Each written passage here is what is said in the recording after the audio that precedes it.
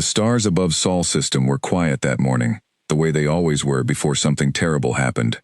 Admiral Elena Cross stood on the bridge of the Endeavour, the flagship of humanity's first fleet, and watched the black screen fill slowly with red dots. Each dot was a ship. Each ship belonged to the Kryzen Dominion. There were more red dots than anyone on the bridge had ever seen in one place. "Confirm the count," Elena said. Her voice was steady, but her hands were not.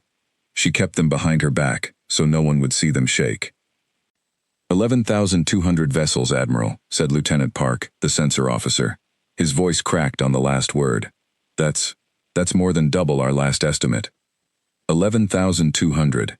Elena did the math in her head, the way she always did when the numbers were too big to feel real. Humanity's first fleet had 4,000 ships. Good ships. Strong ships. Ships built by the best engineers Earth had ever trained. But 4,000 against 11,000 was not a fight. It was a funeral. She had known this day was coming for years. Everyone in Fleet Command had known it. The Kryzen Dominion had been pushing into human space for a decade, taking colony after colony, moving like a slow flood that could not be stopped, only delayed.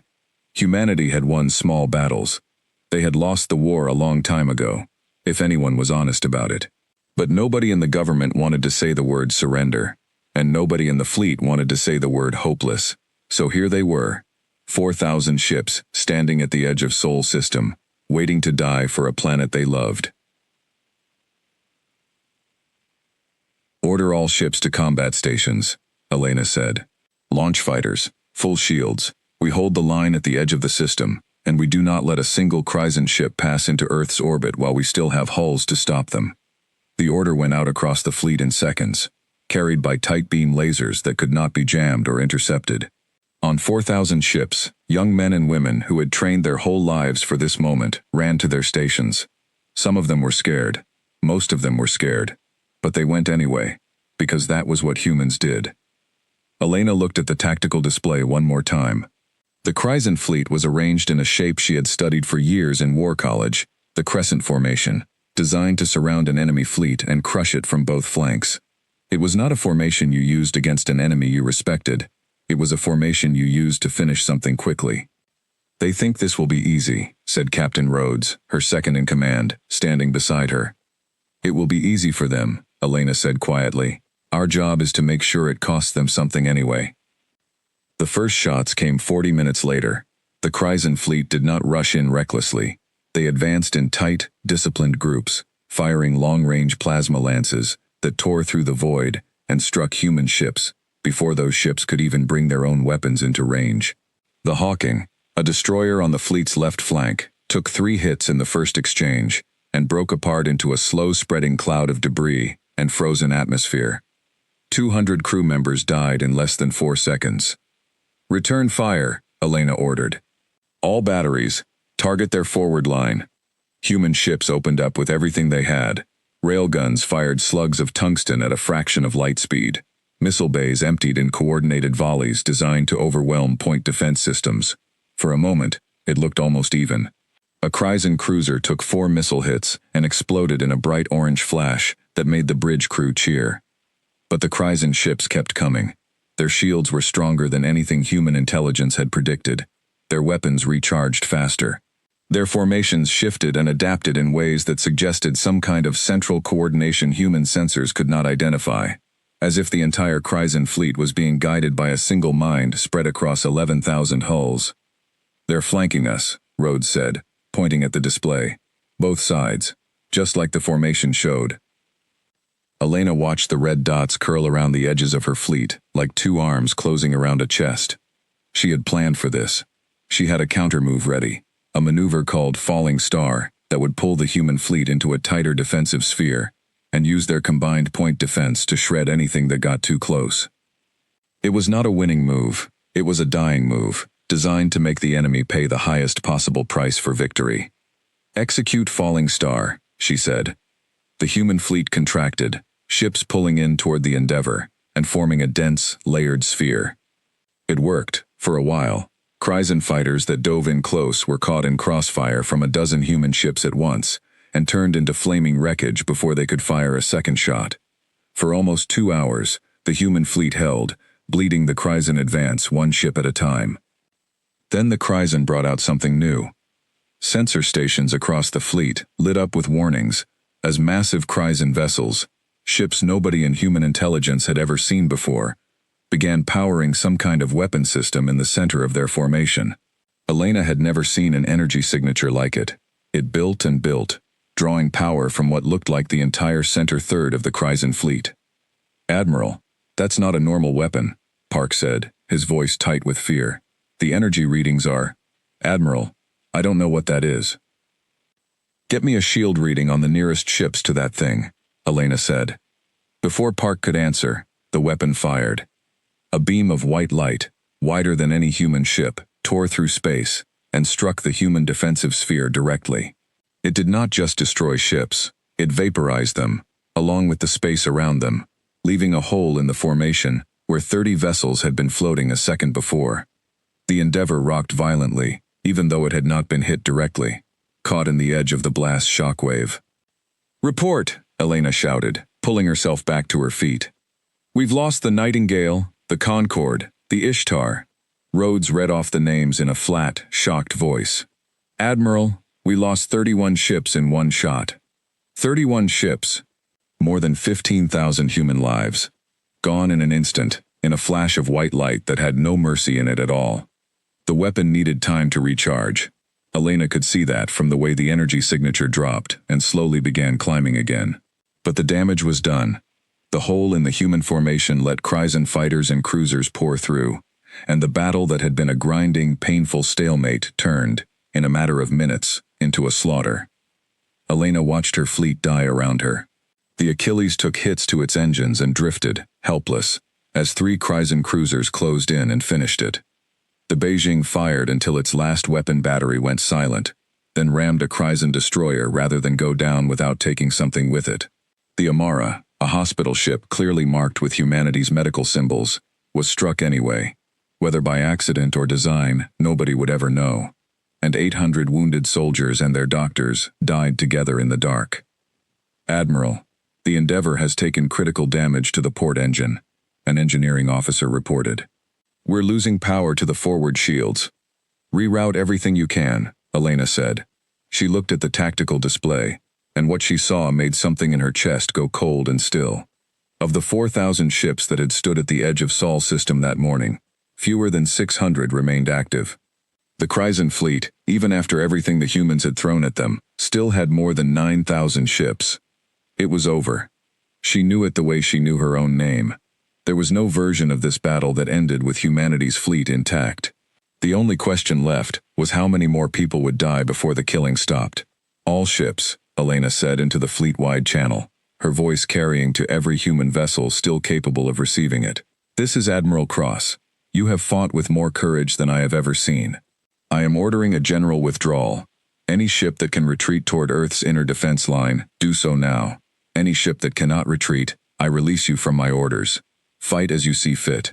It has been the honor of my life to command you." The retreat was almost as costly as the battle itself. Kryzen fighters chased down slower human ships and picked them off one by one as they tried to flee. The Endeavour itself barely made it, its engines screaming, its hull venting atmosphere from a dozen breaches, its crew fighting fires in 3 different sections at once. Elena stood on the bridge and watched the battle map until the last human ship that could be tracked either escaped, was destroyed, or went dark. Of 4,000 ships, 187 made it back toward the inner system. The rest were gone, destroyed, or drifting as broken wrecks, or captured, though nobody knew yet what the Kryzen Dominion did with captured ships and crews, and nobody wanted to find out. Fleet Command back on Earth was silent for almost 20 minutes after Elena sent her report. When the reply finally came, it was from General Marcus Reyes, the head of Earth's Strategic Defense Council, a man Elena had known for 15 years, and had never once heard sound afraid. He sounded afraid now. "Admiral Cross," his voice came through, thin and staticky over the long-range channel. "We have your report. We understand the losses. I need you to bring the Endeavour, and whatever ships you have left, to the coordinates I'm sending you now. Not Earth. Not the inner defense line. A different location." Elena frowned at the display. "General, with respect, Earth needs every ship we have left for the final defense. If the Kryzen fleet pushes through. Elena. Reyes used her first name, which he almost never did. Trust me, there is something you don't know. Something almost nobody knows. And it is time you learned it. Follow the coordinates. That is an order, and it comes from higher than me. Elena looked at Rhodes, who looked back at her with the same confusion she felt. But orders were orders, and she had nothing left to argue with anyway. She had lost her fleet. She had lost most of her friends. She had nothing left but the ship under her feet and the crew who had survived alongside her. Set course, she said quietly. Let's see what the general thinks is more important than Earth. Behind them, far out at the edge of Sol System, the Kryzen Dominion fleet slowed its advance and began to regroup. On the bridge of the Kryzen flagship, a massive vessel called the Voice of Ending, Grand Marshal Vex Thaler, looked over the wreckage of humanity's fleet with something that was not quite satisfaction and not quite disappointment. He had expected more resistance from a species that had held out against the Dominion for 10 years. He had expected, perhaps, a fight worth remembering.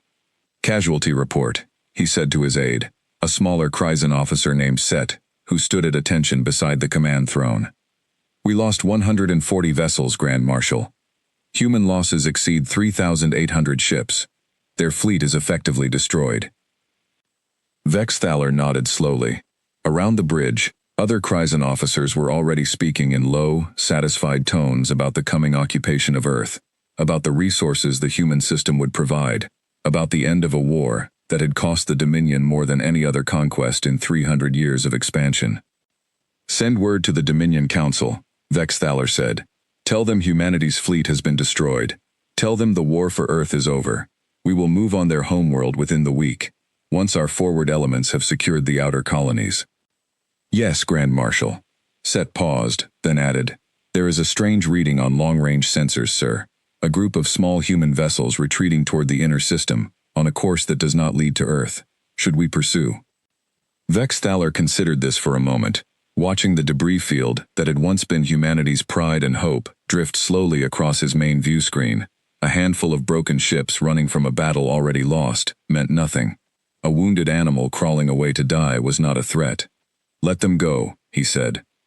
They are finished. There is nothing left for them to do but wait for the end.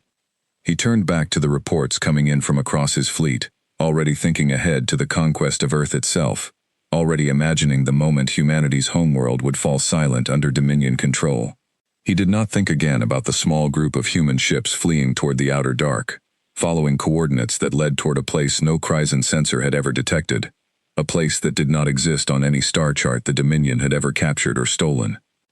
He did not know, because no one on his side of the war knew, what humanity had spent the last 40 years quietly building in the dark places between the stars. The Endeavour limped onward, carrying Admiral Elena Cross and the last surviving pieces of humanity's shattered fleet, toward coordinates that would change everything she thought she understood about her people's chances of survival. Behind her, Earth waited under a sky that would soon fill with enemy ships. Ahead of her lay a secret that had been kept from almost everyone, even from most of Fleet Command, even from her. She did not know it yet, but the war humanity had just lost was not the only war being fought, and it was not, by a very long way, the only fleet humanity had ever built. Inside the Endeavour, the mood was heavy and quiet. Crew members moved through the corridors with the slow, careful steps of people who had not fully accepted what had just happened to them. In the medical bay, doctors worked without rest on burn victims and crushed limbs, doing what they could with supplies that had not been designed for this many wounded at once. Elena walked through the bay once, briefly, before returning to the bridge, and the sight of so many young faces in pain stayed with her for the rest of the journey. Rhodes found her later in her private quarters, staring at a data slate that held the names of everyone who had served under her command that morning. 3,800 and some names. She had not yet been able to make herself count the exact number. You did everything anyone could have done, Rhodes said quietly, standing in the doorway. I know, Elena said, without looking up. That's the part that scares me the most. I did everything right, and it still wasn't enough. If I did everything right, and we still lost this badly, then what does that mean for the fleet Earth still has left? What does that mean for the people down on that planet, who are about to watch the Dominion arrive, with nothing standing in their way. Rhodes did not have an answer for her, and she did not expect one. He simply stayed with her for a while, the two of them sitting in silence, listening to the low hum of the ship's damaged systems working to keep them alive. The journey to the coordinates General Reyes had sent took almost 2 full days at the Endeavor's reduced speed, the ship's engines still recovering from the damage they had taken during the retreat. During that time, Elena reviewed every scrap of information she could find about the destination, and found nothing. No survey records. No colonization applications. No mention in any database she had clearance to access. And as Fleet Admiral, her clearance was supposed to be among the highest in the entire military. Whatever waited at those coordinates, it had been kept secret from someone at her level of command, which told her almost as much as the silence itself. She thought often, during those 2 days, about the moment the convergence cannon had fired and erased 31 ships in an instant. She replayed the tactical decisions leading up to it, searching for some alternative choice that might have prevented it, some formation she should have used instead of falling star. She found none. The weapon had been unknown, its capability unprecedented, and no human commander could have planned around a threat nobody had ever seen before. That knowledge did not make the deaths easier to carry. It only meant she could not blame herself for a mistake she had not made, which was its own kind of difficult weight. On the second night of the journey, unable to sleep, Elena walked the length of the Endeavor alone, past crew quarters where survivors lay awake or slept fitfully, past the makeshift memorial wall that had been set up near the mess hall, where crew members had begun writing the names of friends lost in the battle. She stood in front of that wall for a long time, reading name after name, remembering faces that went with some of them, mourning the ones she could not place at all, because there had simply been too many people under her command to know every one of them personally. A young ensign named Priya Sharma found her there, hesitant to approach an admiral in the middle of the night, but eventually working up the courage to speak. "Admiral, can I ask you something?" "Of course. Do you think General Reyes is taking us somewhere safe? Or do you think this is it? Do you think we're just going somewhere quiet to wait for the end?" Elena considered the question carefully before answering, because she owed this young woman honesty, even if the honesty was uncomfortable. "I don't know, Ensign. I genuinely don't know what's waiting for us at those coordinates, but I know General Reyes would not have pulled us away from Earth's defense, would not have given up any chance at reinforcing the inner system, unless he believed there was something more important waiting for us there. Whatever it is, I intend to find out, and I intend to make sure it matters." Sharma nodded, seeming to take some small comfort from the answer, and returned to her quarters.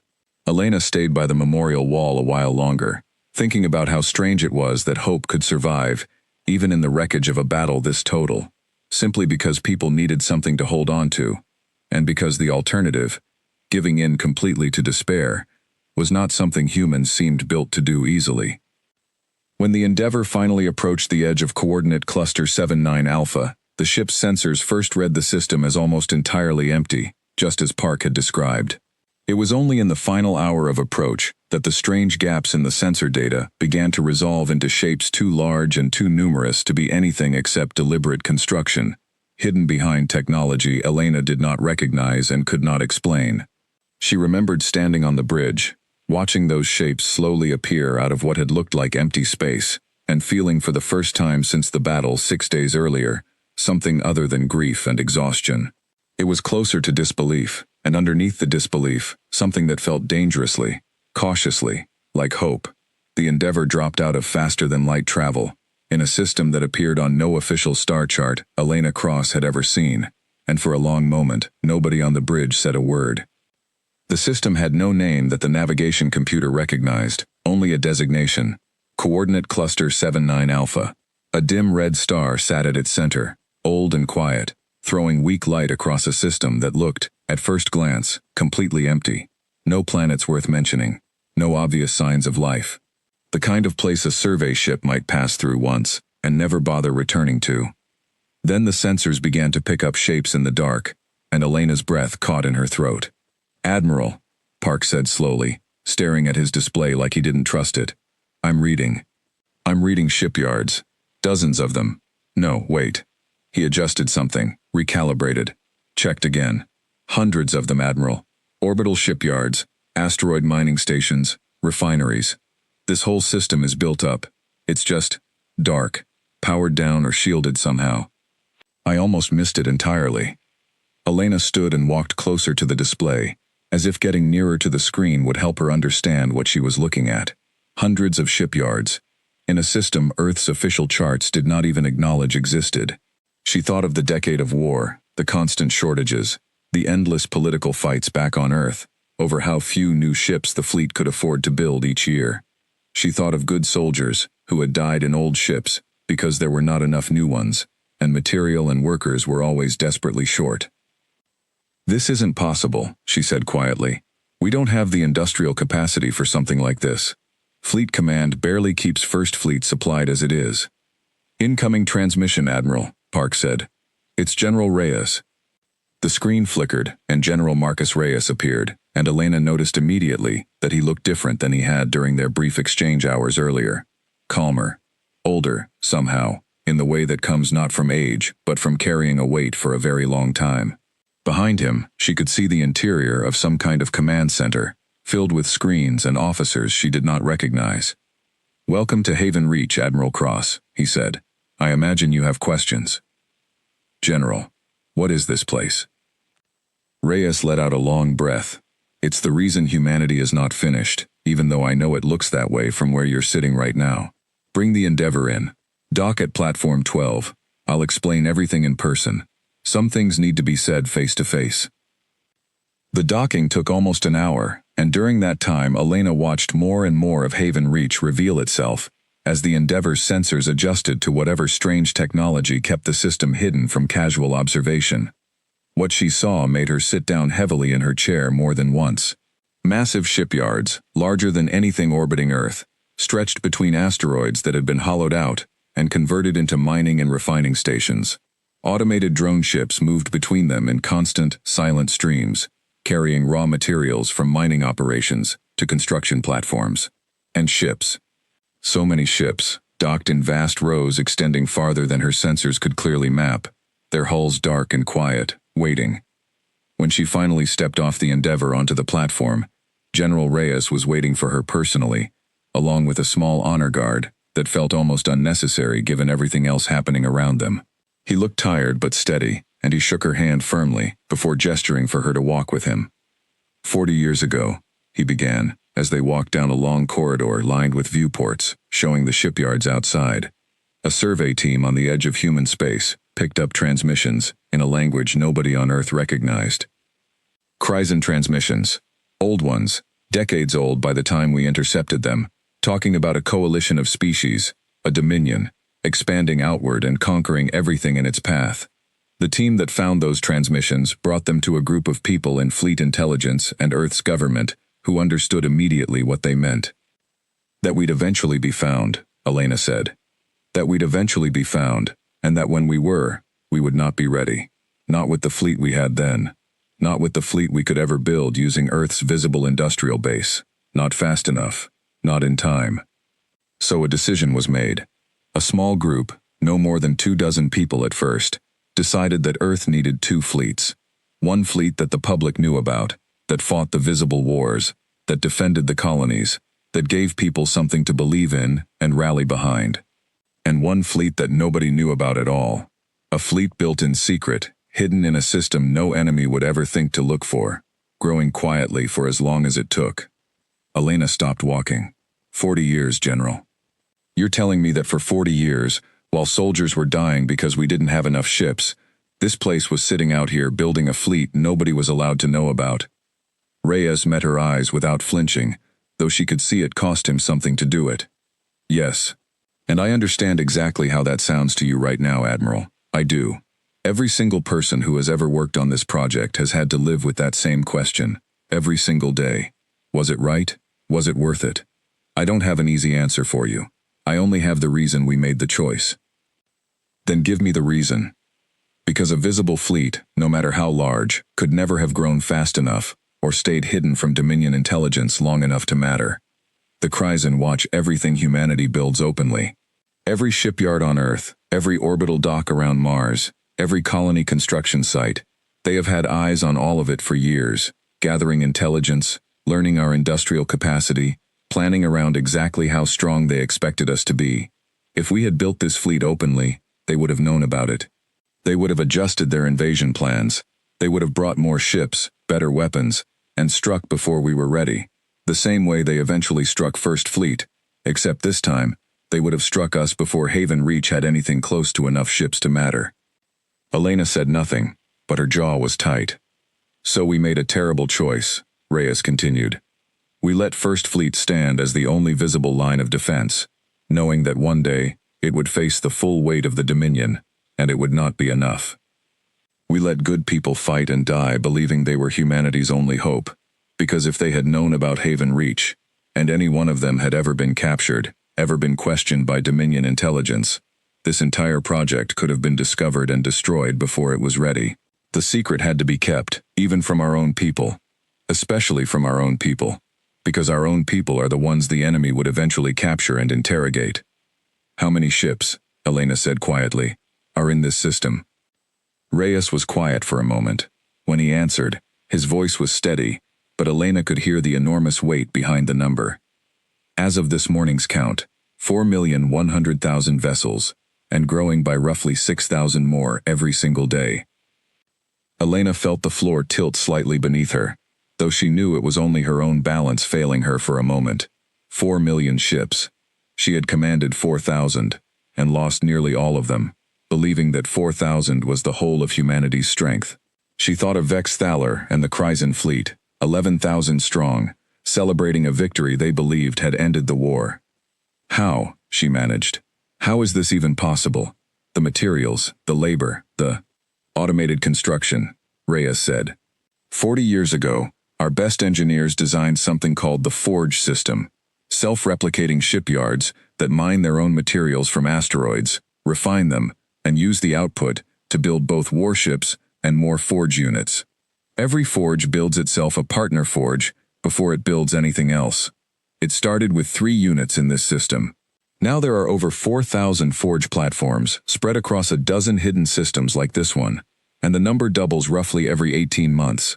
Human oversight, human quality control, human command structure. Every ship in this fleet answers to a human chain of command, and every design decision was made by human engineers. But the raw industrial output, the sheer scale of it, that comes from machines building machines, hidden from an enemy who has spent a decade believing humanity's entire war-fighting capacity was limited to what they could see. Elena tried to process the number again.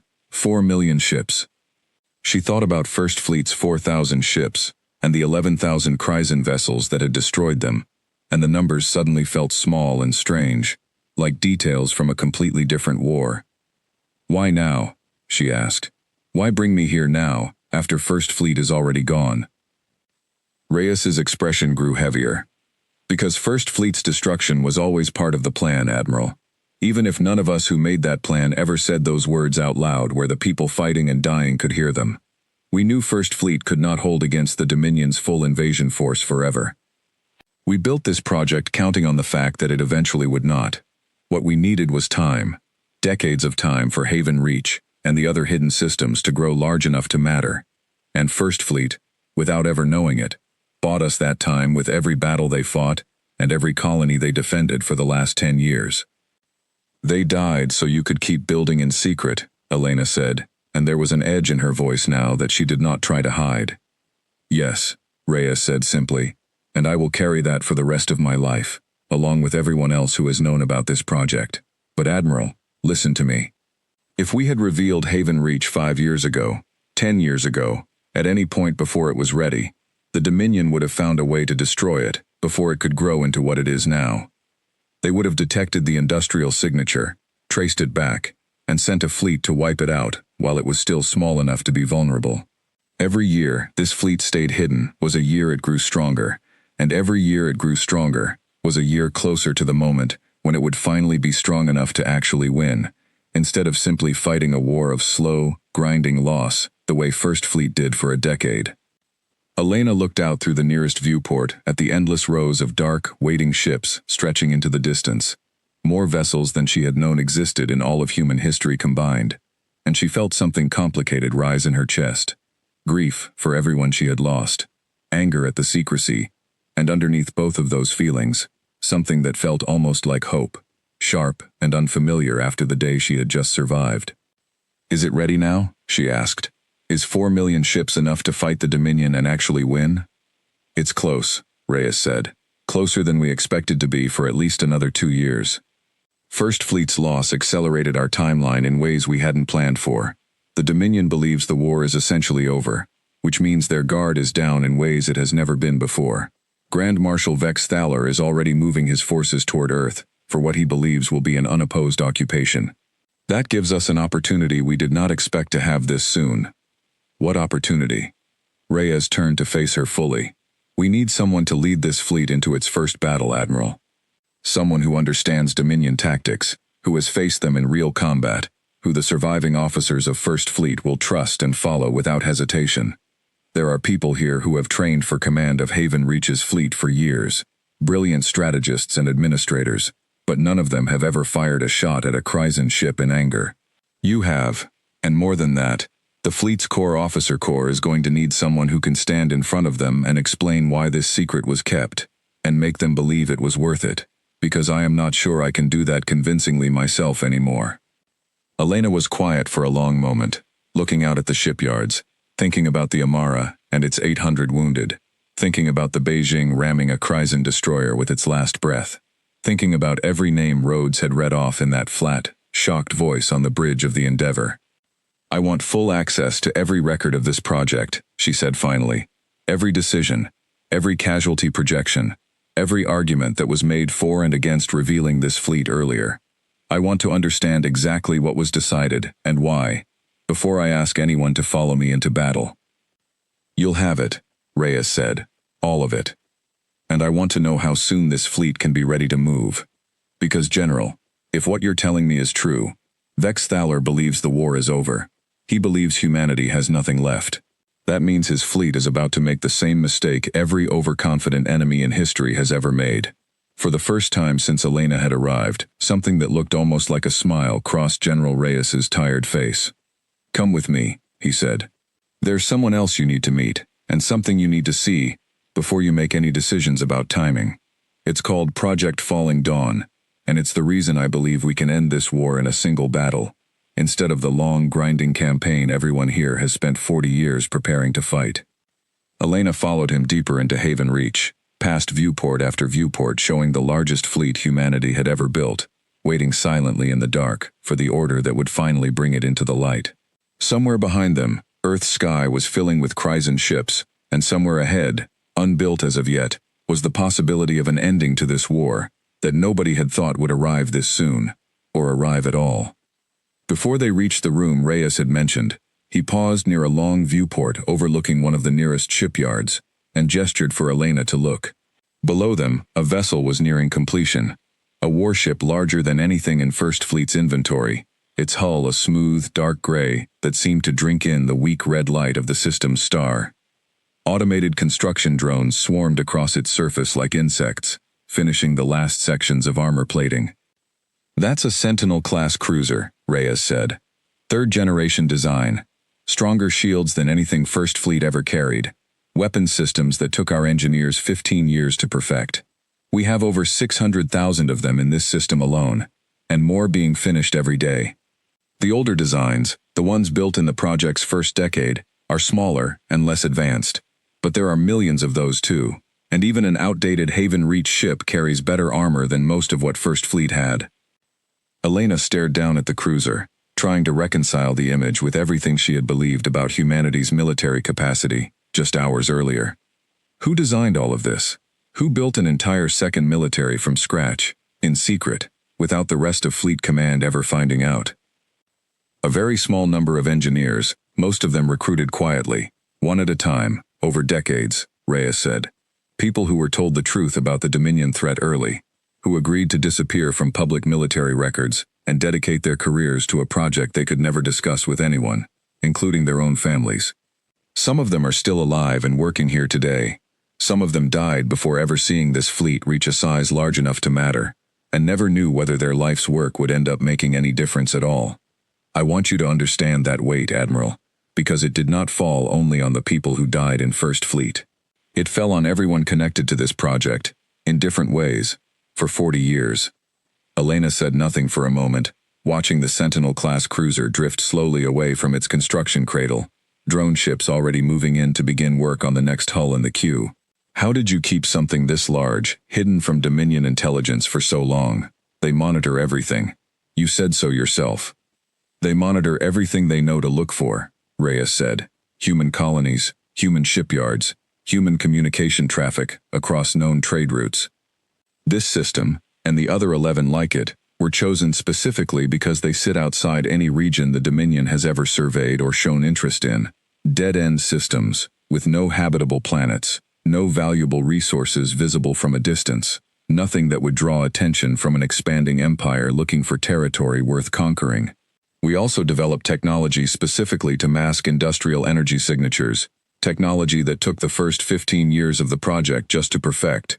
Even now, a Dominion scout ship passing through the outer edge of this system at long range would likely read it as empty, the same way your own sensors almost missed it on approach.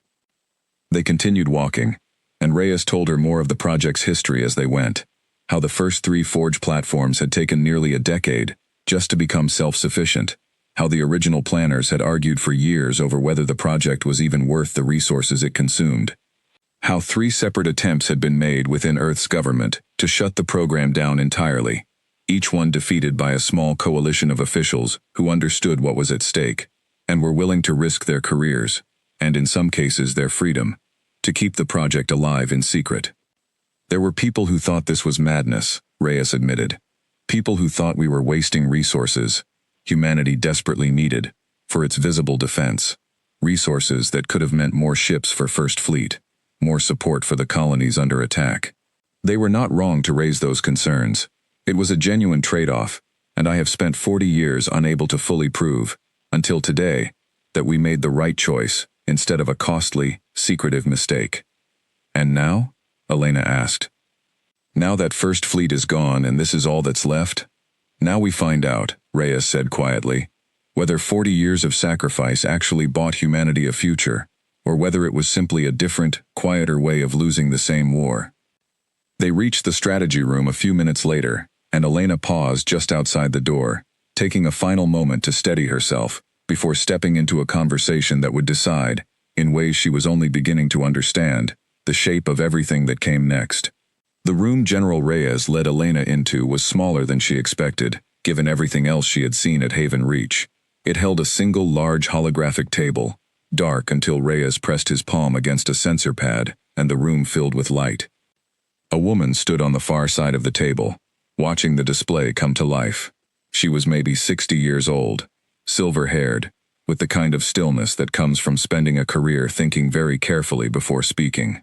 Reyes introduced her as Dr. Amara Okafor, chief strategist of Haven Reach, and, as Elena would soon learn, the person most responsible for the plan that would decide whether the fleet's first battle would be a victory or a second disaster. Admiral Cross, Okafor said, extending a hand. I've read every report on the Battle of Sol System twice. What you did with Falling Star, contracting the fleet into a defensive sphere under fire from an unknown superweapon, was exceptional tactics under impossible conditions. I wanted you to know that, before we talk about anything else. Elena shook her hand, unsure how to respond to praise for a battle that had ended with nearly her entire fleet destroyed. It bought us 2 hours.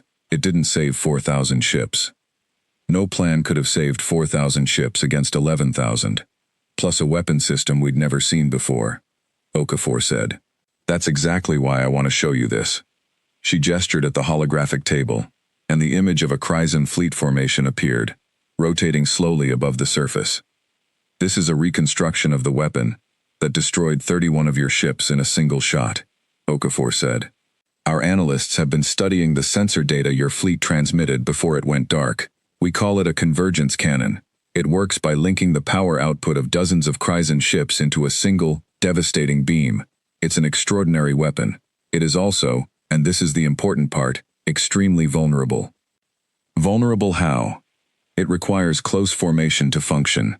The ships contributing power to the beam have to stay within a tight cluster, tethered together by an energy relay system, for as long as the weapon is charging and firing. During that time, Every ship in the cluster is committed. They can't maneuver freely. Their shields are diverted partially to maintaining the power link.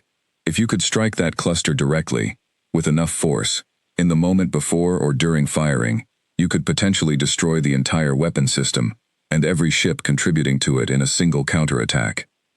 Elena studied the rotating model, understanding forming slowly. You want to bait them into using the convergence cannon again, and hit the cluster while it's vulnerable. That's part of it, Okafor said, but it's only part of a much larger plan. Marcus, show her the full picture. Reyes tapped the table, and the display expanded outward, the single Kryzen formation shrinking as a much larger map took shape. The entire Sol system, with Earth at its center, and the current projected position of Vex Thaler's fleet marked in red, moving steadily inward. Dominion Command believes the war is over, Okafor said. Vex Thaler's fleet is advancing on Earth in a standard occupation formation, not a combat formation. They expect no resistance.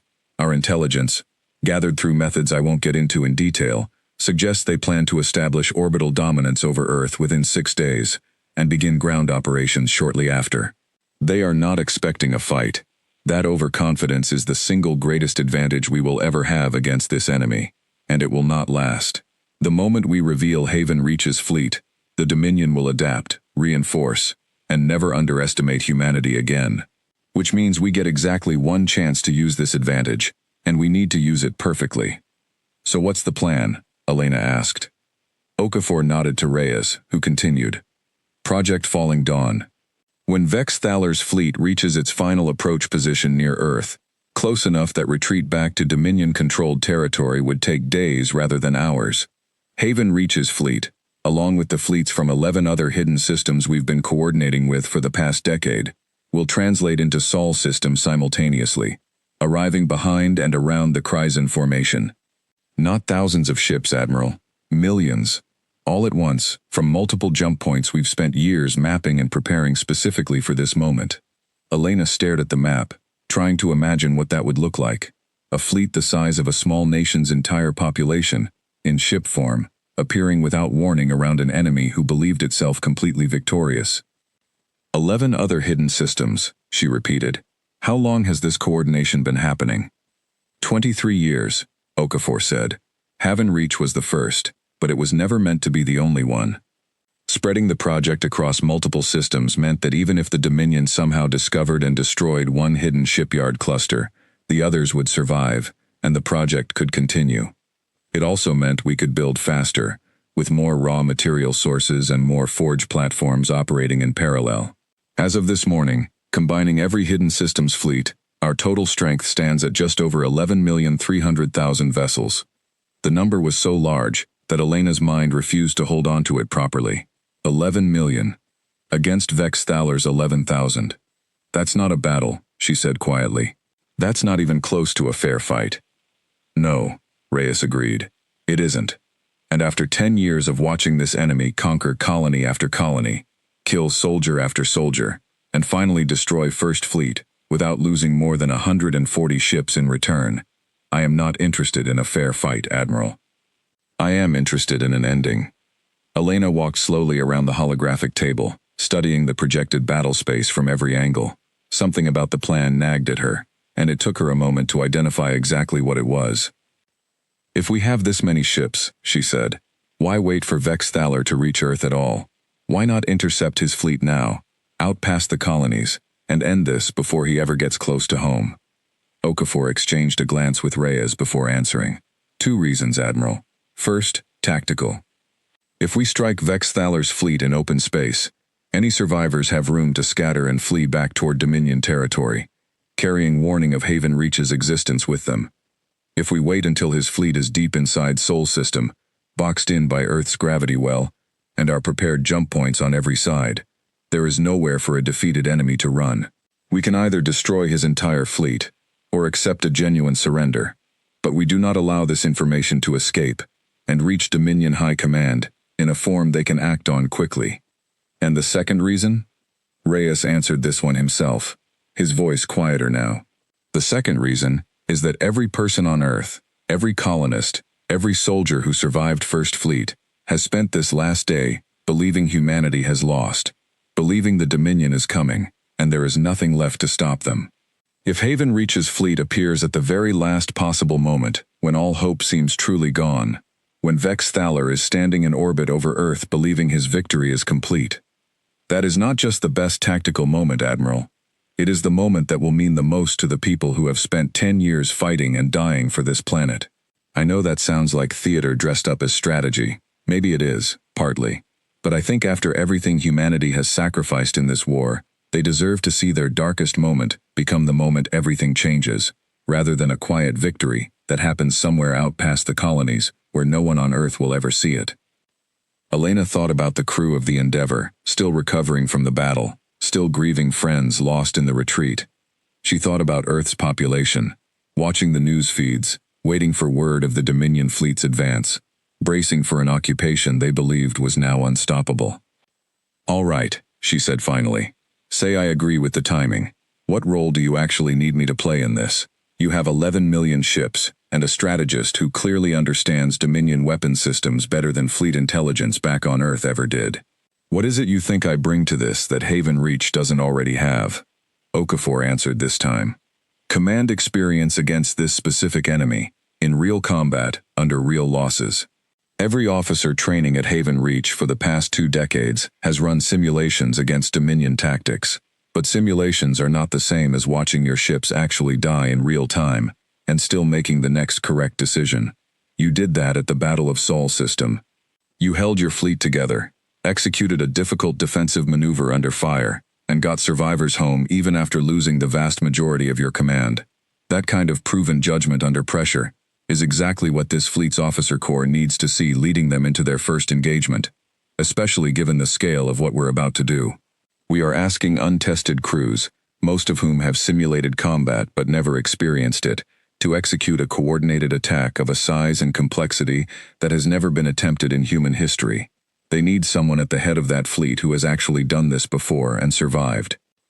And, Reyes added, the surviving officers and crew of First Fleet, the ones you brought here on the Endeavor, and the handful of other ships that escaped, deserve to know that this war is not over, and deserve to see the people responsible for the plan that let their friends die in secret actually stand behind that plan publicly, with someone they trust vouching for it.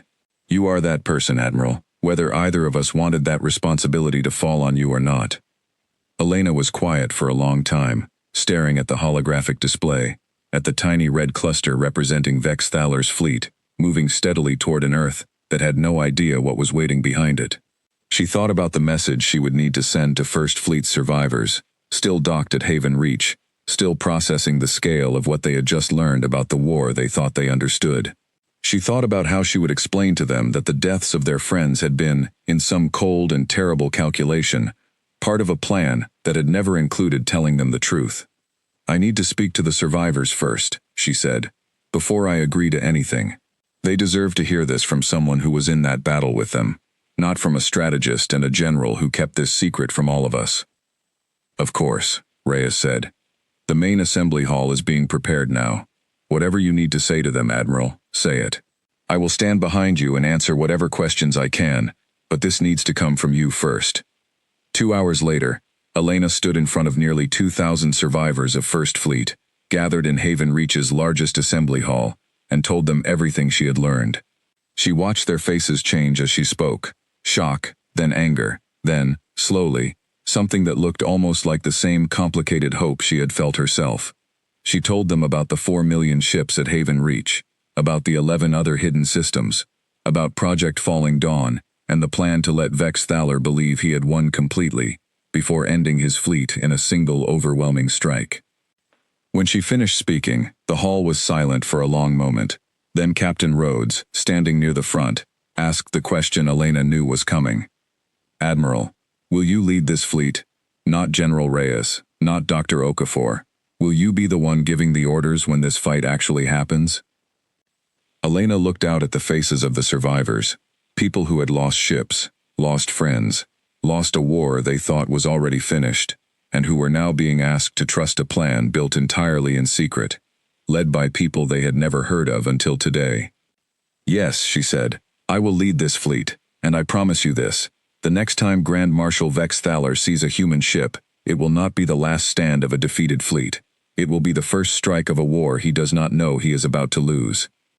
The hall erupted into sound, 2,000 voices rising together, and somewhere out past the edge of Sol System, Vex Thaler's fleet continued its slow, confident advance toward a homeworld it believed was already conquered.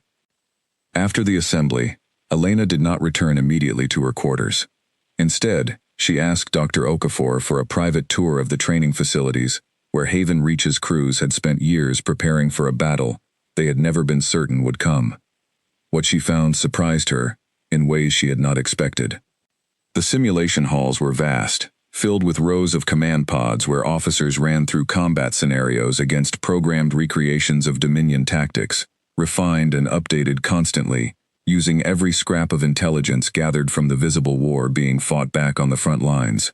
Elena stepped into one such simulation herself, at Okafor's invitation, and found herself facing a virtual recreation of a Dominion strike formation that felt eerily accurate, right down to the small hesitations and adjustments real Kryzen commanders tended to make under pressure. "How do you know their tactics this well?" Elena asked, stepping out of the pod afterward. "This isn't just theory. Someone built this from real combat data." "We've had observers embedded in various capacities for years," Okafor admitted. "Not spies in the traditional sense, nothing that violated any law, but a careful, quiet intelligence-sharing arrangement with a small number of people inside Earth's Fleet Command who understood the value of feeding real battle data back to Haven Reach without ever revealing where that data was going or why it mattered so much. Some of what your own fleet transmitted during the retreat from Sol System was already being analyzed here within hours." Elena felt a flicker of something uncomfortable at that, the realization that even her own desperate flight from the battlefield had been, in some sense, expected and prepared for by people she had never known existed until that day. But she pushed the feeling aside, understanding that dwelling on it would not change anything now, and that the intelligence gathered from First Fleet's sacrifice had very likely made Falling Dawn's plan sharper and more likely to succeed. They walked further into the facility, past training bays where new recruits, many of them children of the original engineers who had helped build Haven Reach decades earlier, learned to operate the ships that would soon carry them into their first real battle. Elena watched a group of young pilots running formation drills in simulator craft, their movements sharp and confident, honed by years of repetition against an enemy they had never actually seen with their own eyes until today's briefing. "They've trained their whole lives for a war they weren't sure would ever actually happen," Elena said. "Many of them were born here," Okafor said. "Haven Reach has its own schools, its own hospitals, its own small population that has grown steadily over 4 decades. Most of the people serving on these ships have never set foot on Earth. They know it only as the place their parents or grandparents came from, the place this entire project has always existed to protect, even though most of them have never seen its sky." The thought struck Elena harder than she expected. An entire generation raised in secret, dedicated to defending a homeworld they had never visited, trained for a battle that might have simply never come if the Dominion had never found humanity at all, or if First Fleet had somehow held the line long enough that Haven Reach was never needed. She thought about the strange, quiet tragedy of that life, and the strange, quiet hope contained inside it as well. Later that evening, Elena met privately with Dr. Okafor one final time, to review the last details of Falling Dawn, before the fleet moved into its final staging positions. Okafor walked her through contingency plans for nearly every scenario her team had modeled. What would happen if the Dominion detected the hidden fleets before the coordinated jump? What would happen if Vex Thaler changed course unexpectedly? What would happen if the convergence cannon proved more resilient to a direct strike than their models predicted? "You've planned for everything," Elena said, looking over the dense stack of contingencies. "We've planned for everything we could imagine," Okafor corrected gently. "War has a way of finding the things you didn't imagine. That's why we need a commander in the field who can adapt when the plan meets reality and stops matching it exactly. That's the piece no simulation can fully prepare for, Admiral. That's the piece that has to be you." Elena nodded slowly, understanding fully now the size of the responsibility she had accepted in front of 2,000 survivors just hours earlier. She thought of the Endeavor, waiting at its dock, already being fitted with Haven Reach's advanced systems, in preparation for the battle to come. She thought of Vex Thaler's fleet, still moving steadily toward Earth, utterly unaware that the war it believed finished was about to become something else entirely. "Then let's make sure I'm ready," she said, and turned back to the stack of contingency plans, determined to memorize every page before the fleet moved out. 6 days after the destruction of humanity's first fleet, Grand Marshal Vex Thaler stood on the bridge of the Voice of Ending and watched Earth grow larger on his main view screen. It was a blue and green world, wrapped in white clouds, and from this distance it looked peaceful, almost gentle, nothing like the source of the stubborn resistance that had cost the Dominion 10 years and more casualties than any single campaign in 3 centuries of expansion. "Orbital positions confirmed, Grand Marshal," Set reported from his station. "The fleet has achieved full encirclement of the planet. No resistance detected from surface defenses or orbital installations. Human communications indicate widespread civilian panic, but no organized military response." "As expected," Vex Thaler said. He allowed himself, for the first time in the entire campaign, something close to satisfaction.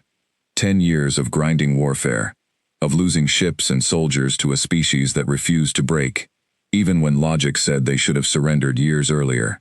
And now it was finally, truly over. "Begin preparations for the surrender broadcast. I want every human government and military installation on that planet to receive it simultaneously. Make the terms clear. Total surrender, immediate disarmament, and the Dominion will permit continued human habitation of Earth under administrative oversight. Resistance will not be tolerated, but neither will unnecessary cruelty. We are not monsters, we are simply the stronger power, and it is time this species accepted that." "Yes, Grand Marshal." Set hesitated before continuing. "There is one anomaly I should report. Long-range sensors are picking up faint energy readings scattered across multiple points in the outer system. The readings are inconsistent with any known human technology, and they do not match natural phenomena we have on file for this system." Vex Thaler turned his attention away from Earth for the first time in several minutes. "Define inconsistent." "The readings resemble the early signature of a jump drive powering up, Grand Marshal. But the scale is—" Set paused, checking his instruments again. "The scale does not make sense. If these readings are accurate, we are detecting jump drive activity consistent with fleet movements far larger than anything in our own database. It is likely a sensor malfunction, or possibly interference from Earth's own communication networks." "Investigate it," Vex Thaler said, though his attention was already returning to the surrender broadcast preparations. "But do not delay the broadcast. This war has gone on 10 years longer than it should have. I intend to end it today."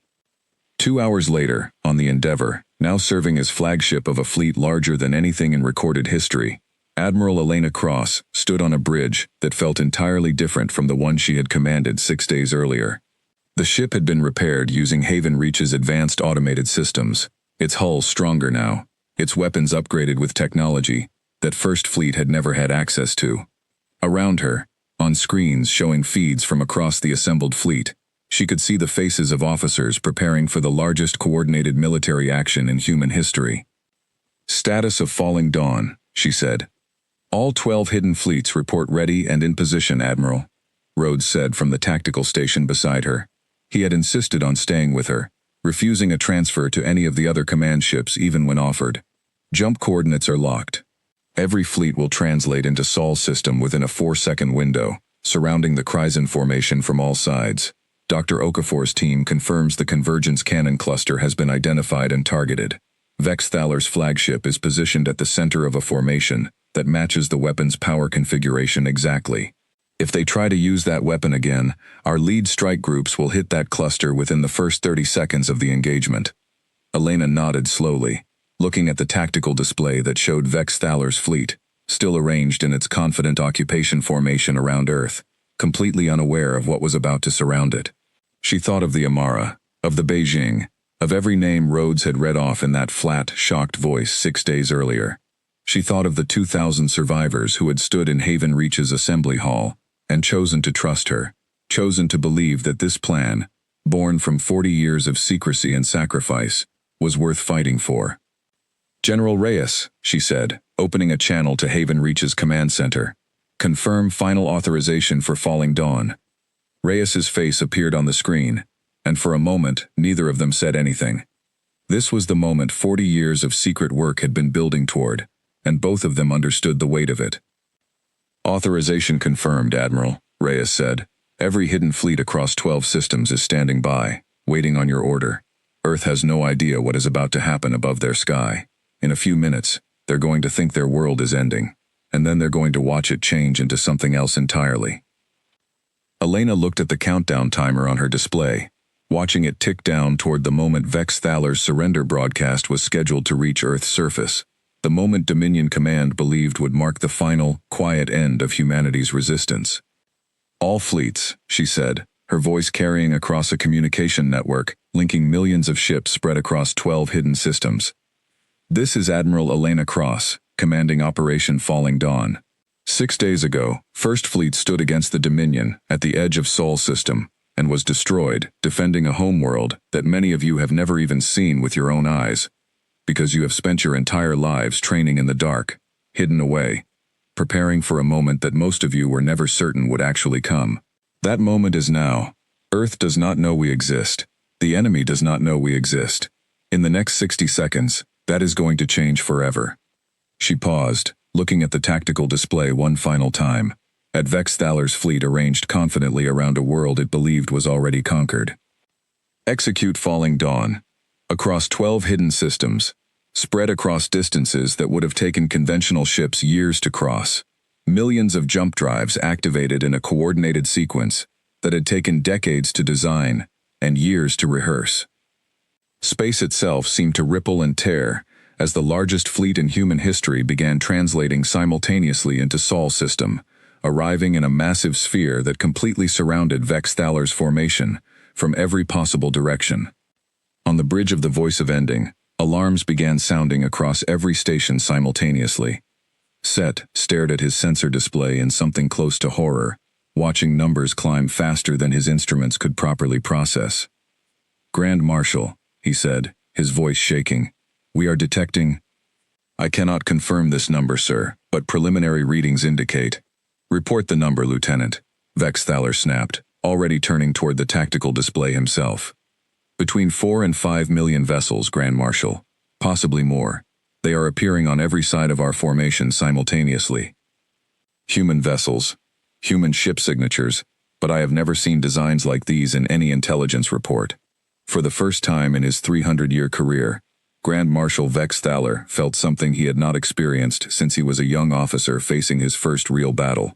He watched his main view screen fill with human ships, not thousands, but millions, stretching in every direction as far as his sensors could resolve, appearing out of nowhere, around a fleet that had believed, only moments earlier, that it was standing victorious over a broken and defeated enemy. "This is not possible," he said quietly. "Confirm the readings. Confirm them immediately." "Confirmed, Grand Marshal. Multiple confirmed. The human fleet has us completely surrounded. Current estimate places their total strength at 11,300,000 vessels, spread across a sphere formation that extends beyond the orbit of every planet in this system." The bridge of the Voice of Ending fell into a silence more complete than anything it had experienced since the ship was commissioned. Every officer stared at the view screen, at a wall of human ships that had appeared from nowhere, in numbers that made the entire Dominion Armada, the 11,000 vessels that had crushed humanity's first fleet just 6 days earlier, look small and fragile by comparison. "Grand Marshal," Set said, his voice barely steady. "Orders?" Vex Thaler stared at the display for a long moment. 3 centuries of military instinct fighting against a number his mind refused to fully accept. 11 million ships. A fleet 10 times larger than his own for every single ship he commanded. This was not an enemy that had been reduced to desperate last resistance. This was an enemy that had been hiding an army the entire war, watching, waiting, letting First Fleet fight and die, while something else grew in the shadows behind it. "All ships," he said finally, forcing his voice into something resembling command authority. "Prepare defensive formations. Activate the convergence cannon. If this is truly their full strength, then we end this the same way we ended their first fleet, with overwhelming firepower concentrated on a single point, and we break through before they can bring their numbers to bear." The order went out across the Dominion fleet, and Kryzen ships began pulling into the tight cluster formation required to power the convergence cannon, exactly as Dr. Okafor had predicted they would when threatened. On the bridge of the Endeavor, Elena watched the enemy formation shift and felt something settle in her chest. Not quite satisfaction, but a grim recognition that the plan they had built was working exactly as intended. "Admiral, the convergence cluster is forming around Vex Thaler's flagship," Rhodes reported. "Power signature matches Dr. Okafor's model exactly. All strike groups within range of the Kryzen center formation," Elena said. "Target the convergence cluster. Fire the moment their weapon reaches 60% charge, before it reaches full power. Do not wait for them to fire first." Across the human fleet, thousands of ships in the strike groups closest to Vex Thaler's flagship began adjusting course, converging on the tight cluster of Kryzen vessels now radiating enormous amounts of energy as they prepared to unleash the same weapon that had destroyed 31 human ships in a single shot 6 days earlier. This time, the weapon would never reach full power. On the voice of ending, Vex Thaler watched his tactical display with growing alarm as human ships began converging on his position from every direction, moving with a coordination and speed that no simulation had ever suggested humanity possessed. He had spent 10 years believing he understood the shape and limits of human military capability. In the span of a few minutes, everything he thought he knew had been proven wrong. "Grand Marshal, the human strike groups are targeting our weapon cluster directly," Set said. "They know what the convergence cannon does. They know how it works. Fire the cannon now," Vex Thaler ordered. "Do not wait for full charge. 60% power. Target their densest concentration of ships. We will not get a second opportunity." The convergence cannon fired at reduced power. A beam of white light, narrower and weaker than the one that had destroyed 31 human ships 6 days earlier, but still devastating enough to vaporize a dozen human vessels caught in its path. For a moment, it looked as though the Dominion's desperate gambit might buy them the time they needed. Then the human strike groups reached the weapon cluster, and hundreds of ships opened fire simultaneously on the tightly packed formation of Kryzen vessels, still tethered together by the energy relay system required to power their superweapon. Unable to maneuver freely, unable to bring their shields to full strength while still feeding power into the cannon, the ships of the convergence cluster began dying in rapid succession, explosion after explosion tearing through the formation that had, just 6 days earlier, seemed like the most powerful weapon system humanity had ever faced. Within 90 seconds, the convergence cannon fell silent forever, along with every ship that had been part of its power relay, and across the rest of the battle space, the true scale of Operation Falling Dawn began to unfold, as millions of human ships pressed inward from every direction, closing the distance on a Dominion fleet that had believed, only minutes earlier, that this war was already won. Down on Earth's surface, the sudden appearance of the human fleet had thrown every government and military command center into chaos of a different kind. Emergency broadcast systems that had been prepared to announce a Dominion surrender ultimatum, instead filled with confused, half-verified reports of an enormous unknown fleet appearing in orbit. Civilian populations, who had spent the last 6 days bracing for occupation, watched sky-facing cameras and orbital telescopes fill with lights that no one on the planet could initially explain. In a command bunker beneath what remained of Earth's Unified Defense Council, officials watched the same feeds Elena Cross was seeing from the Endeavor's bridge, delayed only by the transmission lag across the system, and reacted with a mixture of confusion, disbelief, and slowly dawning, cautious hope. Councilwoman Mireille Dubois, the closest thing Earth's fractured government had to a wartime leader in the days since First Fleet's destruction, watched the tactical feeds in silence for nearly 10 minutes before finally speaking. "Someone needs to explain to me," she said quietly, "how there are 11 million ships in Sol system that this council was never informed existed."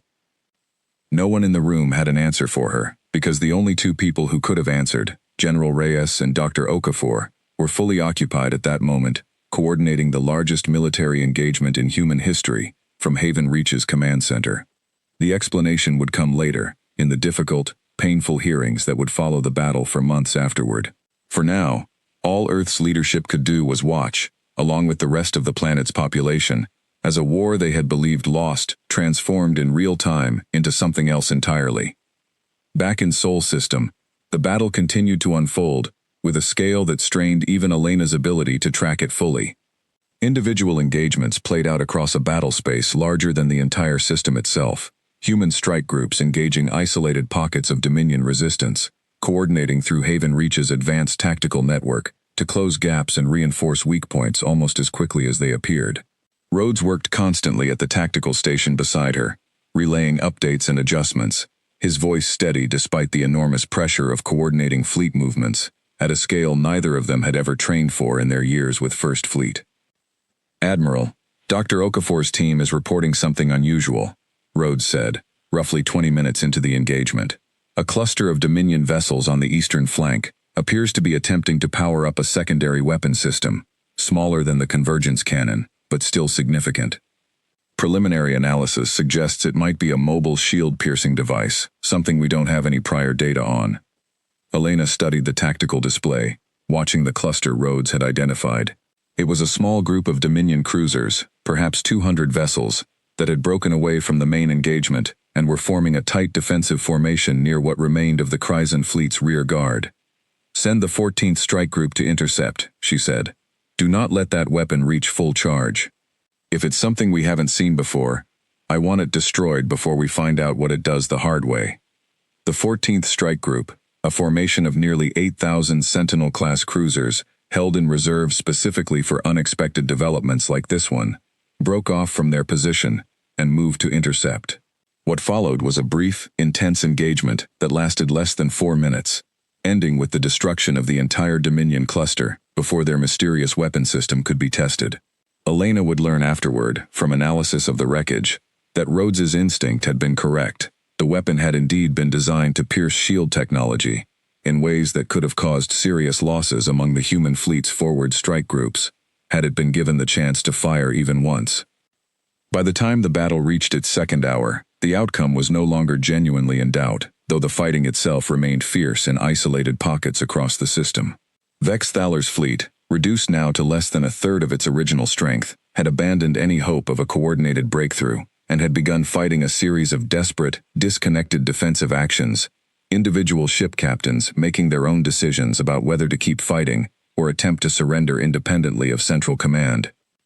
Elena watched the battle map slowly shift from a chaotic mass of red and gray icons into something closer to a clear picture, pockets of Dominion resistance being systematically surrounded and neutralized, human losses mounting, but remaining a small fraction of what the enemy was suffering, the overwhelming numerical and technological advantage of Haven Reach's fleet finally making itself fully apparent, after decades spent hidden in the dark, waiting for exactly this moment.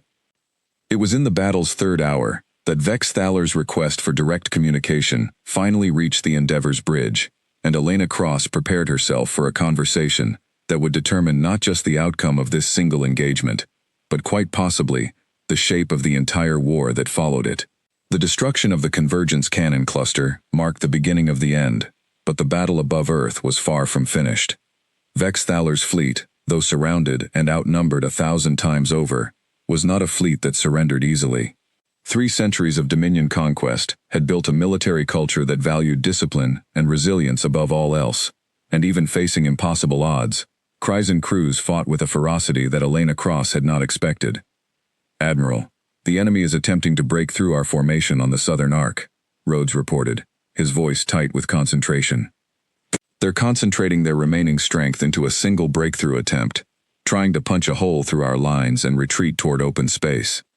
Elena studied the tactical display, watching red icons cluster together and surge against the human formation, like a wave crashing against rock.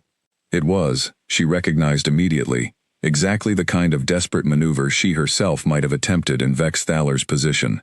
Concentrate everything into one point, accept catastrophic losses, and try to save whatever fraction of the fleet could escape, to warn Dominion Command of what humanity had built in secret. "That cannot be allowed to happen," she said. "If even a handful of ships escape this system, carrying word of Haven Reach's true strength, the Dominion will adjust their entire strategy against us. Redirect the 3rd and 7th strike groups to reinforce the southern arc. Close that gap completely." Across the vast sphere of human ships surrounding the Dominion fleet, thousands of additional vessels shifted course, converging on the point where Kryzen ships were pushing hardest against the formation.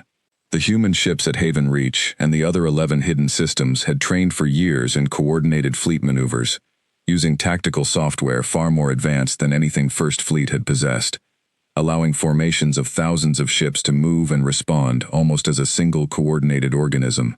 The gap in the southern arc, which had briefly threatened to become a breach, closed within minutes, trapping the Kryzen breakthrough attempt in a crossfire from all sides. On the bridge of the Voice of Ending, Vex Thaler watched the failure of his breakthrough attempt with something approaching disbelief. In 300 years of service to the Dominion, he had fought in dozens of major engagements, had faced species with technology far more advanced than humanity's, and had never once seen an enemy fleet respond to a concentrated attack with such immediate, overwhelming coordination. "Casualty report," he said quietly. "We have lost 60% of our fleet, Grand Marshal," Set said, his voice hollow. "The southern breakthrough attempt cost us nearly 1,000 ships with no gain. Remaining vessels report shield failures across multiple sections. We cannot sustain this engagement much longer." Vex Thaler stared at the view screen, at the wall of human ships that showed no sign of weakening despite the punishment his fleet had inflicted on the outer edges of their formation. He thought of the surrender broadcast he had prepared for Earth just hours earlier, the confident words about total Dominion victory that now sat unsent in his communication systems, a message that would never be delivered to a planet that had, it turned out, never truly been defenseless at all. "Open a channel to the human flagship," he said finally, "the one coordinating this attack. I want to speak to whoever is in command." The request reached Elena Cross's bridge minutes later, and she considered it carefully before accepting. Rhodes looked at her with an unspoken question in his eyes. "Put him through," she said. Vex Thaler's image appeared on the Endeavor's main screen, a tall, angular figure with gray-green skin and dark eyes that studied her with an intensity that reminded Elena, strangely, of her own expression 6 days earlier, watching her fleet die around her. "You are the human commander," he said. It was not quite a question. "Admiral Elena Cross," she said. "Fleet Commander. Operation Falling Dawn." "You destroyed First Fleet believing it was the whole of humanity's strength," Vex Thaler said. "I destroyed it believing the same thing. It appears we were both wrong, though only one of us knew it at the time." "First Fleet was real," Elena said, her voice hard. "Every ship, every soldier, every death was real. It was not a trick. It was 10 years of genuine sacrifice, while something else grew in the shadows, waiting for a moment none of us were even certain would come. You did not defeat a decoy, Grand Marshal. You defeated brave people who did not know what was being built behind them, and who fought and died anyway, because it was the right thing to do." Vex Thaler was silent for a moment, something unreadable moving behind his dark eyes. "Then I ask you what I would ask any commander in my position. Your fleet has surrounded mine completely. We cannot break through, and we cannot sustain this engagement much longer. What terms do you offer?" Elena glanced at Rhodes, then at the tactical display showing the battered remains of the Dominion fleet, still fighting, still dying, still refusing to simply stop. She thought about General Reyes's words back at Haven Reach, that this needed to be an ending, not simply another battle in a war that would grind on for years. She thought about Earth, still watching this engagement unfold in its own sky, still learning in real time that the war they believed lost had, in the span of a single afternoon, become something else entirely. "Full surrender," she said. "Immediate cessation of hostilities. Your surviving ships will power down weapons and shields, and hold position for boarding and inspection. In exchange, I will guarantee the safety of every surviving Dominion crew member, and I will personally carry your surrender terms and a formal request for peace negotiations to Dominion High Command, along with proof of what humanity is now capable of, so that this war does not simply continue somewhere else, with someone else's fleet making the same mistake you made." "And if I refuse?" "Then we finish what your convergence cannon started 6 days ago," Elena said. "Except this time, the numbers are reversed, and I do not believe your remaining fleet will survive another hour of this engagement. I would prefer not to find out."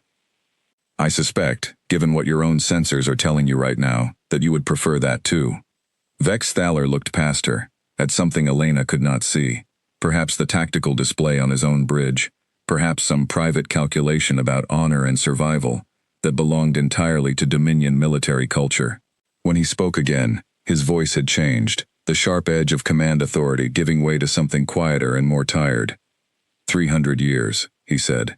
The Dominion has expanded across this arm of the galaxy for 300 years, and in all that time, I have never once seen a species conceal its true strength as completely as your people have.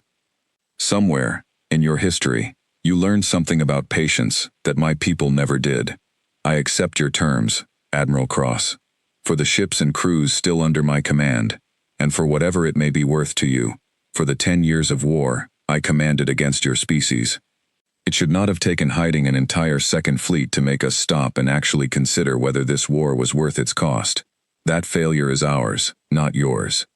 The surrender spread across the Dominion fleet within the hour, Kryzen ships powering down their weapons one by one as the order passed from Vex Thaler's flagship through the remaining chain of command.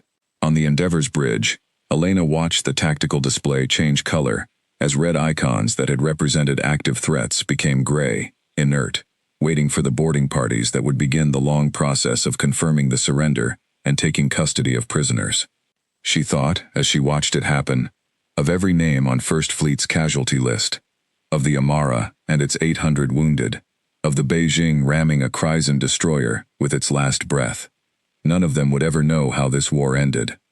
None of them would see what their sacrifice had ultimately bought, not just time for Haven Reach to finish growing, but an actual, genuine ending to 10 years of loss, achieved in a single afternoon by a fleet they had never known existed.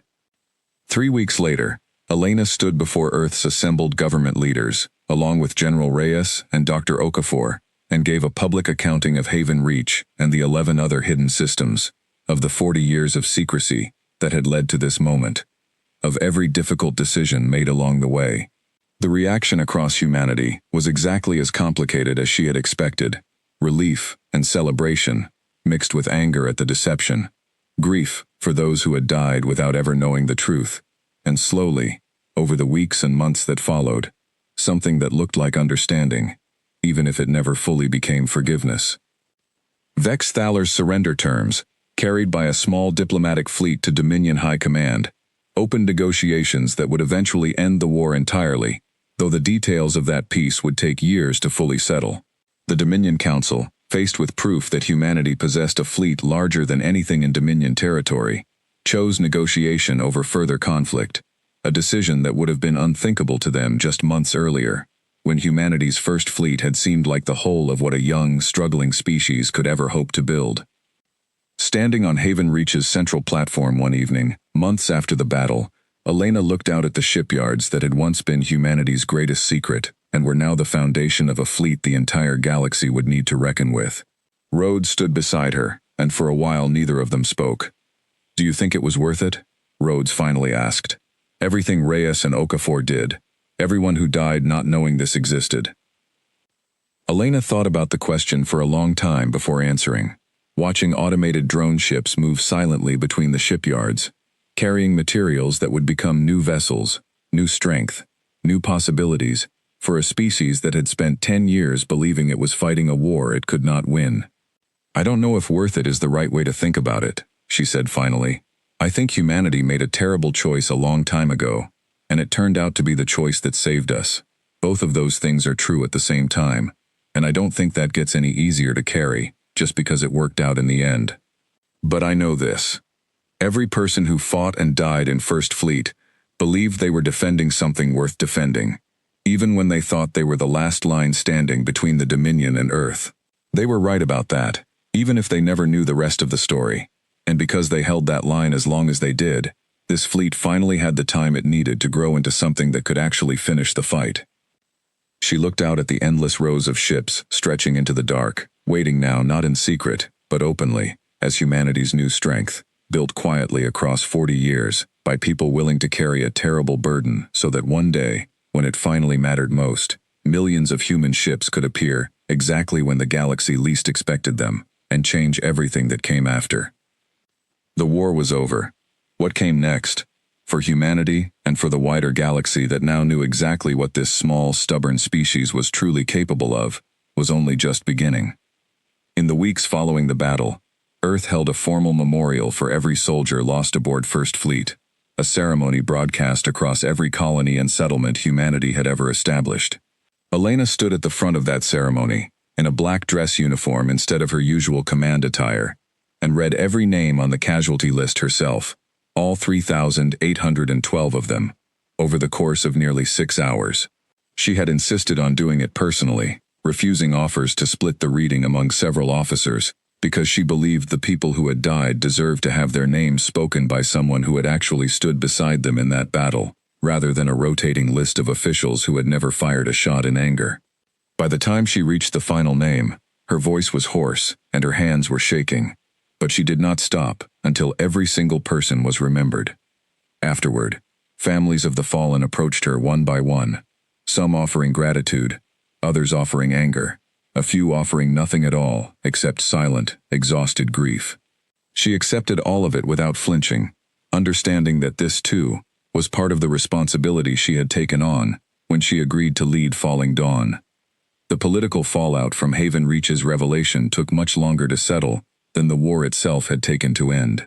Formal hearings were convened within Earth's government, questioning every surviving member of the project's original planning committee about the decades of secrecy, the decision to let First Fleet fight and die without knowledge of the larger strategy, and the ethical weight of choices made by a small handful of people on behalf of an entire species that had never been given a vote in the matter. General Reyes testified for 11 straight days, answering every question put to him with the same steady honesty he had shown Elena on the day she first arrived at Haven Reach.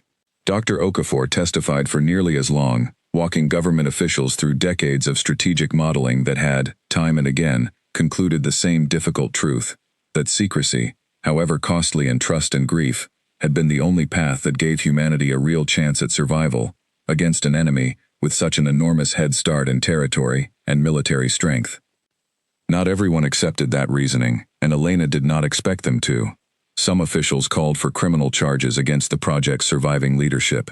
Others argued that Haven Reach's success proved the decision had been correct regardless of the cost, a position Elena found almost as uncomfortable as the calls for punishment, since it seemed to treat the deaths of First Fleet's crews as an acceptable price, rather than a tragedy that had simply, in the end, not been prevented.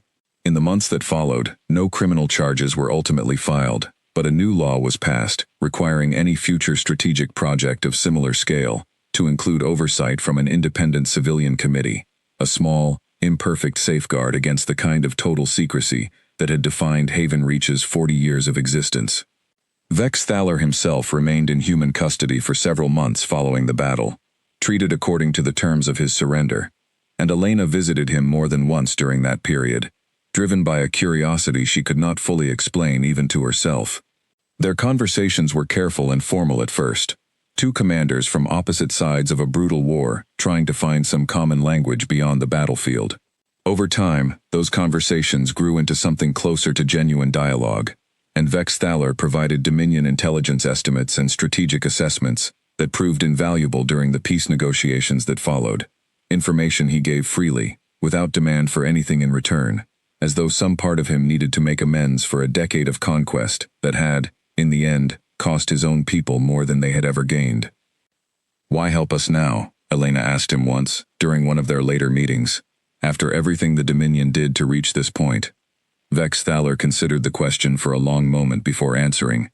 "Because I commanded the destruction of your First Fleet, believing it was a final, necessary act in a long, justified campaign. I have had months now to sit with the knowledge that it was neither final, nor, perhaps, as justified as I once believed. 300 years of expansion taught my people that strength alone determines what is right. Your species taught me, in a single afternoon, that strength can be hidden, and that hidden strength, used with restraint, says something about a species that raw conquest never could. I find I would like to understand that lesson more fully before this life of mine reaches its own ending." Elena did not have an easy response to that, and she did not try to force one. She simply nodded and let the conversation move on to more practical matters, the way it always eventually did. A full year after the battle, Elena returned to Haven Reach one final time, this time not as a wartime commander, but as the newly appointed head of a reorganized Earth Fleet command. now openly incorporating the ships and personnel of what had once been humanity's most closely guarded secret. She stood again on the same platform where she had first spoken with General Reyes, looking out at shipyards that no longer needed to hide, watching new ships built in the open, their construction celebrated rather than concealed, their existence a source of pride rather than a burden of secrecy, carried alone by a small handful of people for 40 difficult years. Rhodes found her there, as he often did these days, and stood beside her in comfortable silence for a while before speaking. "The Dominion Council formally ratified the peace agreement this morning," he said. "It's official now. The war is completely over, on paper as well as in practice." Elena nodded slowly, watching a new Sentinel-class cruiser drift away from its construction cradle, beginning its first journey out into open space, no longer hidden, no longer waiting in the dark for a battle that might never come. "Good," she said quietly. "Let's make sure it stays that way, whatever comes next, whatever the galaxy decides to throw at us after this. Humanity is not going back into hiding. Not this time. From here on, we build in the light, and we let anyone who's watching see exactly what we're capable of." Behind them, across a dozen systems that had once existed only in secret, the largest fleet humanity had ever built continued its steady, open growth, no longer a hidden weapon waiting for its moment, but the visible, permanent foundation of a species that had learned, in the hardest way possible, exactly what patience, sacrifice, and quiet determination could accomplish when the moment finally came to stand and be counted.